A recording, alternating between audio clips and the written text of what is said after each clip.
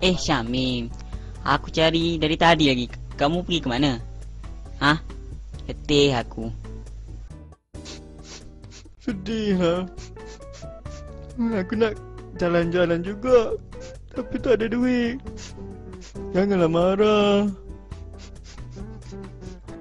Asal pula aku nak marah?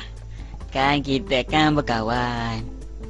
Tak apalah, nanti aku support lah sikit-sikit. Ada duit. Kau nak pergi ke mana cakap? Aku ada duit. Nanti kita kongsi sama-sama. Tak payah nangis. Dah. Yahoo!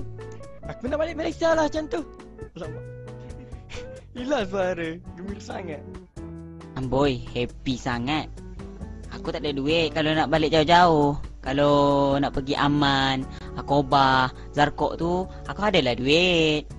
Yang dekat-dekat. Melampau lah kau ni. Agak-agak lah. Hehehe, alah, gurau je lah. Takkanlah aku nak buat macam tu kat kau.